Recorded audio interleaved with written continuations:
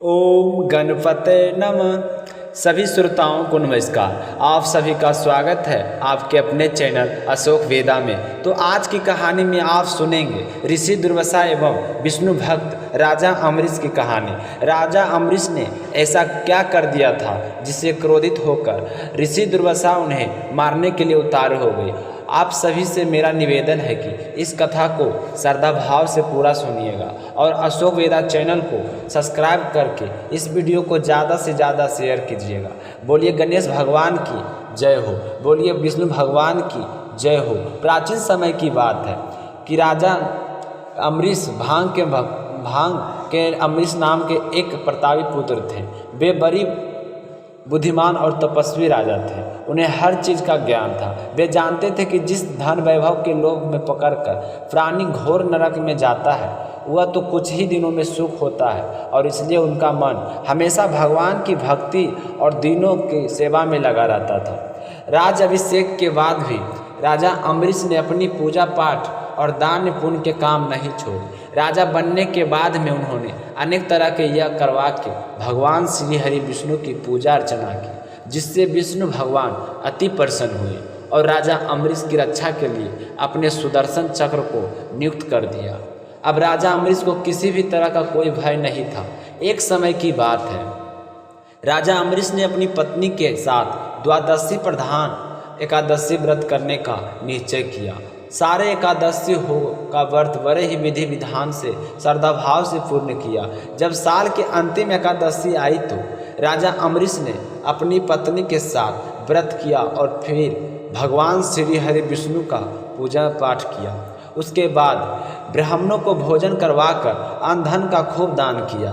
बाद में जब राजा अम्बरीश और उनकी पत्नी व्रत का पारण करने ही वाले थे कि तभी ऋषि दुर्वासा का आगमन हो गया। वे परम तपस्वी और अलौकिक शक्तियों से युक्त थे, लेकिन उनका क्रोधी स्वभाव था। बहुत ही जल्दी गुस्सा आ जाता था और अपने गुस्से के चलते श्राप देने से पीछे नहीं हटते थे। तो राजा अम्बरीश उन्हें देखकर बड़े ही खुश हुए और उनका स्वागत किया। फिर उन्हें श्रेष्ठ आसन पर बैठाकर उनकी पूजा अर्चना के बाद भोजन करने का आग्रह किया। तो ऋषि दुर्वासा ने उनका आग्रह स्वीकार कर लिया, लेकिन कहने लगे कि मैं भोजन करने से पहले नित्य कर्मों से निवृत्त होकर आता हूँ, उसी के बाद मैं भोजन करूँगा। यह कहकर ऋषि दुर्वासा यमुना नदी के तट पर चले गए। वहाँ पर जब ब्रह्मा का ध्यान लगाकर यमुना के जल में स्नान करने लगे। काफ़ी समय बीत गया। द्वादशी केवल कुछ ही क्षण के शेष रह गई थी। तो स्वयं को धर्म संकट में देखकर राजा अम्बरीश ने ब्राह्मणों से पूछा कि हे मान्यवर ब्राह्मण को बिना भोजन कराए स्वयं भोजन कर लेना और द्वादशी के रहते भोजन ना करना दोनों ही मनुष्य को पाप का भागी बनाते हैं। इसलिए इस समय आप मुझे कुछ ऐसा उपाय बताएं जिससे मैं आप पाप का भागी ना बनूं। तो राजा अम्बरीश की बात सुनकर ब्राह्मण कहने लगे कि हे राजन, शास्त्रों में बताया गया है कि पानी भोजन करने में समान है और समान नहीं भी, इसलिए तुम ऐसा करो कि जल पीकर द्वादशी का नियम पूर्ण करो। तो श्रेष्ठ ब्राह्मणों की बात मानकर राजा अम्बरीश ने जल पी लिया और ऋषि दुर्वासा की प्रतीक्षा करने लगी। तो ऋषि दुर्वासा जब लौटे तो उन्होंने अपने तपोबल से जान लिया था कि राजा अम्बरीश भोजन कर चुके हैं। अतः वे क्रोधित हो गए और काटो सवर के में बोले कि दुष्ट अम्बरीश, तुम धन के मद में चूर होकर स्वयं को बहुत बड़ा मानता है। तूने मेरा तिरस्कार किया है, मुझे भोजन का निमंत्रण दिया और मेरा इंतजार किए बिना ही मुझसे पहले भोजन कर लिया। अब देख मैं तेरी इस दुष्टता का दंड तुम्हें कैसे देता हूँ। यह कहकर क्रोधित दुर्वासा ने अपनी जटा उमड़ी और अम्बरीश को मारने के लिए एक भयंकर और विकराल कृत्य उत्पन्न की। कृत्य तलवार लेकर राजा अम्बरीश को ओर बढ़ी, किंतु राजा अम्बरीश तो बिना विचलित हुए मन ही मन भगवान विष्णु का स्मरण कर रहे थे।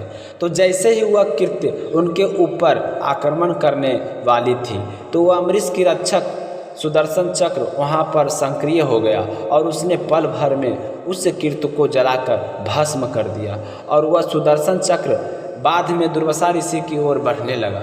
जब ऋषि दुर्वासा ने देखा कि वह चक्र तेजी से उनकी ओर आ रहा है तो वह तो भक्त हो गए अपने प्राणों की रक्षा के लिए आकाश, पाताल, पृथ्वी, समुद्र, पर्वत आदि अनेक स्थानों पर शरण लेने के लिए गए, किंतु सुदर्शन चक्र ने उनका पीछा नहीं छोड़ा। घर आकर उन्हें पितामह ब्रह्मा जी ने से अपनी रक्षा की गुहार लगाई तो पितामह वहाँ से प्रकट हो गए, लेकिन असमर्थ होकर बोले कि वत्स, भगवान विष्णु द्वारा बनाए गए नियमों में मैं हूँ। प्रजापति, इंद्र, सूर्य आदि सभी देवगण इन नियमों का उल्लंघन नहीं कर सकते। हम नारायण की आज्ञा के अनुसार ही सृष्टि के प्राणियों का कल्याण करते हैं और आप उन्हीं को भ्रम भक्त के शत्रु हैं, तो आपकी रक्षा की कल्पना करना भी हमारे बस में नहीं है। तो पिता के ब्रह्मा जी की बातों में निराश होकर दुर्वासा ऋषि भगवान शंकर की शरण में गए और अपनी व्यथा उन्हें बताई।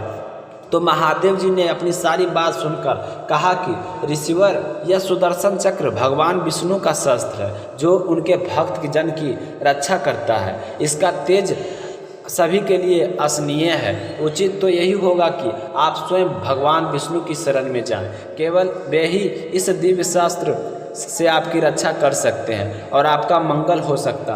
तो निराश होकर दुर्वासा ऋषि भागे भागे विष्णु जी की शरण में जा पहुँचे और उनके चरण में शीश नभाकर दया की गुहार करने लगे। बड़े ही करुण स्वर में दुर्वासा ऋषि बोले कि भगवान, मैं आपका अपराधी हूँ। आपके प्रभाव से मेरे सीधे साधे भक्तों ने अपने प्रेम पास में मुझे बांध रखा है। भक्तों का एकमात्र आश्रय है मैं ही हूँ, अतः मैं स्वयं अपने व देवी लक्ष्मी से मिल पाटकर अपने भक्तों की जान से चाहता हूँ। तो जो भक्तों अपने बंधु बांधव और समस्त भोग विलास त्याग कर मेरी शरण में आ गए, मैं उन्हें किसी प्रकार छोड़ने का विचार मैं कदापि नहीं कर सकता। अगर आप इस विपत्ति से बचना चाहते हो तो मेरे परम भक्त अम्बरीश के पास जाइए। उनके प्रसन्न होने पर आपको इस समस्या से छुटकारा मिल सकता है। तो नारायण की सलाह पाकर दुर्वासा ऋषि भागे भागे राजा अम्बरीश के पास पहुँचे और वहाँ जाकर अपने अपराध के लिए क्षमा मांगने लगे। तो परम तपस्वी महर्षि दुर्वासा की यह दुर्दशा देखकर अम्बरीश को बहुत ही दुख हुआ। तो उन्होंने सुदर्शन चक्र की स्तुति की और प्रार्थना पूर्वक आग्रह किया कि अब आप लौट जाइए। तो उनके स्तुति से प्रसन्न होकर सुदर्शन चक्र ने अपनी दिशा बदल ली और दुर्वासा ऋषि को भय मुक्त कर दिया। कहा जाता है कि जब से दुर्वासा ऋषि के पीछे सुदर्शन चक्र पड़ा था और वो अपनी रक्षा के लिए जगह जगह भागे फिर रहे थे, तो वो पूरा साल बीत चुका था। इस एक साल में राजा अम्बरीश ने भोजन ग्रहण नहीं किया था। वे ऋषि दुर्वासा का इंतजार कर रहे थे। जब वो लौटकर आए तो राजा अम्बरीश ने सबसे पहले उन्हें आदरपूर्वक बैठाकर उनके विधि सहित पूजा की और प्रेम पूर्वक भोजन करवाया। जब ऋषि दुर्वासा को इस बात का पता चला कि राजा अम्बरीश ने मेरे जाने के बाद एक साल तक भोजन नहीं किया और मेरा ही इंतजार कर रहे हैं, तो उनके इस व्यवहार से ऋषि दुर्वासा अत्यंत प्रसन्न हुए और राजा अम्बरीश को अनेक आशीर्वाद दिए। फिर बड़े ही प्रसन्न मन से वहाँ से रवाना हो गए।